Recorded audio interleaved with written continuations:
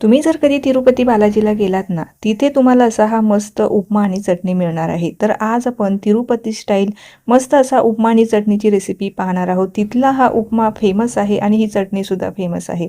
आज त्याच पद्धतीने आज आपण हा नाश्ता बनवणार आहोत. कारण आता श्रावण महिन्याला सुरुवात होणार आहे आणि श्रावण महिन्यामध्ये ना बरेच जण कांदा लसूण खात नाही. तर त्यांच्यासाठी हा जो उपमा आहे ना, हा अगदी परफेक्ट आहे. उपमा बनवण्याची खास पद्धत आहे, आज तीच मी तुमच्याबरोबर शेअर करणार आहे.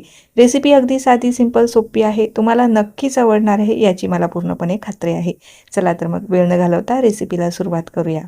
तर साधारणतः एक 3 ते 4 जणांसाठीचा आज हा उपमा बनवत आहोत.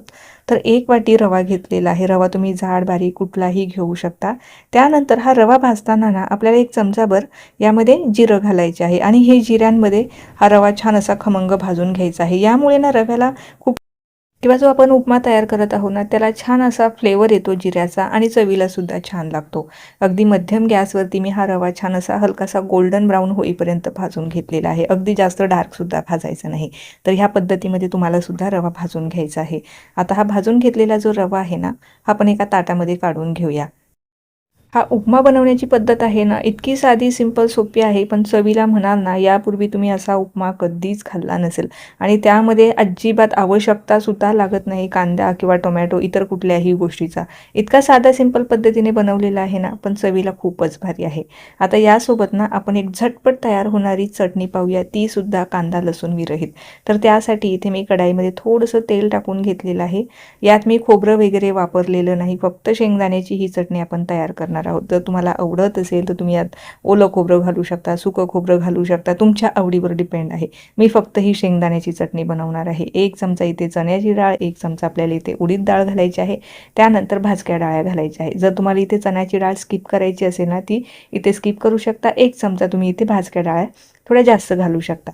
त्यानंतर थोडीशी चिंच घातलेली आहे, हिरवी मिरची घातलेली आहे आणि हे सगळे जिन्नस आपण छान असे भाजून घेऊया हलक्याशा तेलावरती. तुम्ही जर अजूनपर्यंत उपम्यासोबत जर अजून चटणी खाल्ली नसेल ना, तर अशी चटणी टाकून उपमा नक्की ट्राय करून पहा. फक्त ह्याच उपम्यासाठी नाही तर इतर कुठलाही तुम्ही जर कांदा लसूण घालून उपमा बनवणार असाल तर त्यासोबत सुद्धा ही अतिशय भारीच लागते. सगळे जिन्नस मी छान असे खमंग भाजून घेतलेले आहे. मिक्सरच्या भांड्यामध्ये टाकून आता थोडंसं पाणी टाकून ही चटणी आपण तयार करून घेऊया. तुम्हाला ही चटणी किती घट्ट पातळ हवी आहे ना, त्यानुसार आपल्याला यामध्ये पाणी ॲडजस्ट करायचं आहे. चटणी तयार झालेली आहे. ही अशी साधीचंही खाऊ शकता, परंतु यावरतून फोडणी घातल्यावरती अजूनच हिची चव छान लागणार आहे. थोडंसं पाणीसुद्धा टाकून घेतलेलं आहे. मिक्सरच्या भांड्याला थोडंसं माखलेलं होतं, तर थोडंसं पाणी टाकलं आणि कन्सिस्टन्सी ॲडजस्ट केली. मीठ टाकलेलं नव्हतं, त्यामुळे मीठही टाकलेलं आहे. यात जर तुम्हाला थोडीशी साखर हवी असेल ना, तर थोडीशी साखरसुद्धा घालून अजून छान लागते. थोडंसं तेल घेतलेलं आहे. तेल छान कडकडीत गरम झालं की त्यामध्ये जिरं, मोहरी आणि काही कढीपत्त्याची पानं घालायची आहे आणि ही फोडणी आपल्याला त्या चटणीच्या वरती घालायची आहे. 1 चमचाभर ना उडीद डाळसुद्धा घातलेली आहे. हे टाकणं पूर्णपणे पर्यायी आहे. कढीपत्त्याची छान कडकडीत फोडणी आपण ह्या चटणीवरती घालून घेऊया. चटणीसुद्धा तयार झालेली आहे.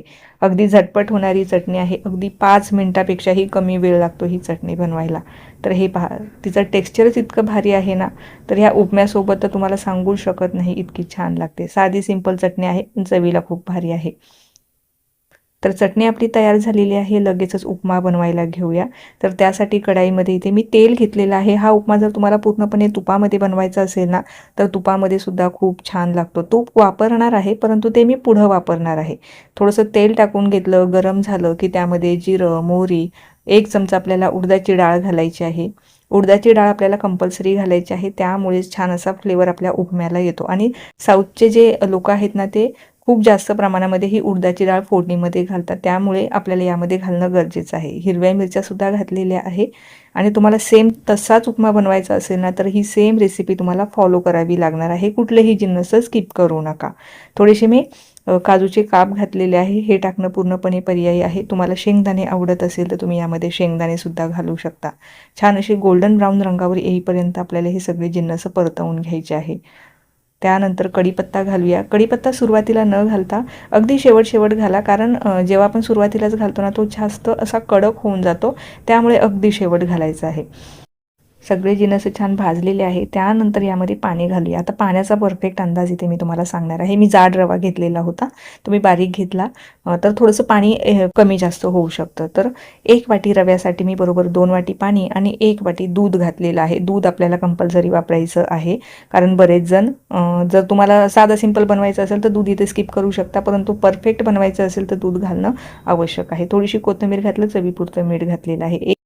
एक वाटी रव्यासाठी आपण टोटल 3 वाटी म्हणजे पाणी किंवा दूध असं 2 वाटी पाणी आणि 1 वाटी दूध असं हे वापरलेलं आहे. टोटल तुम्ही पूर्णपणे पाणी वापरणार असाल तर 3 वाट्या पाणी वापरू शकता आणि रवा जर अगदी जास्त जाड असेल तर थोडंसं अर्धी वाटी पाणी एक्स्ट्रा घालू शकता किंवा अर्धी वाटी दूध तुम्ही यामध्ये घालू शकता. तुम्हाला अगदी जास्त पातळ हवा असेल तर 1 वाटी पाणी वाढवलं ना तरी चालणार आहे. थोडासा घट्ट बनवायचा आहे, त्यामुळे मी टोटल 3च वाटी दूध आणि पाणी घेतलेलं आहे. आता रवा शिजत आल्याच्या नंतर सगळ्यात शेवटी 2 चमचे साजूक तूप घालायचं आहे. त्यामुळे तुपाचा जो फ्लेवर आहे ना अगदी खाताना छान लागतो. अगोदरच न घालता अगदी शेवट घालायचं आहे. आणि आपला इथे उपमा तयार झालेला आहे. जसा तिरुपती टेम्पलच्या ठिकाणी मिळतो ना सेम जसाची तसाच मी इथे बनवलेला आहे. नक्की तुम्ही ही रेसिपी ट्राय करून पहा. साधा सिंपल उपमासुद्धा यापुढे फेल आहे. काहीही या उपम्याला कांदा, लसूण किंवा टोमॅटोची आवश्यकता लागत नाही. इतका छान लागतो. साधा सिंपलच आहे, पण चवीला भन्नाट आहे.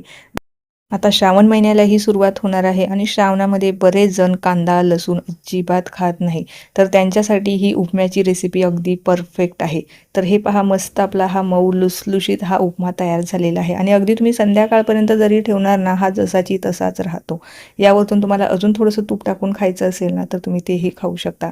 मस्त आपला उपमा आणि चटणी या ठिकाणी तयार झालेली आहे. नक्की ही तिरुपती स्टाईल उपमा आणि चटणीची रेसिपी एकदा तुम्ही ट्राय करायलाच हवी आणि ट्राय केल्याच्या नंतर ना मला कळवायला अजिबात विसरू नका.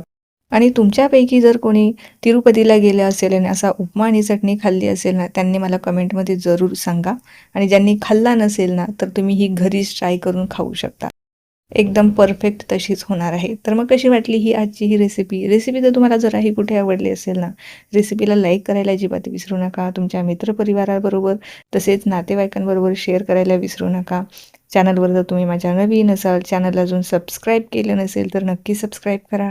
त्या बाजूचे बेल आयकॉन प्रेस करा, म्हणजे जेव्हाही माझे नवीन व्हिडिओज येतील ते तुम्हाला सगळ्यात अगोदर पाहायला मिळतील. ही रेसिपी तुम्हाला आवडली आहे याची मला खात्रीच आहे. लाईकही तुम्ही केलंच असेल, परंतु त्यासोबत एक छोटीशी कमेंट द्या, जेणेकरून अशाच नवीन आणि सोप्या रेसिपी तुमच्याबरोबर शेअर करायला प्रोत्साहन मिळेल.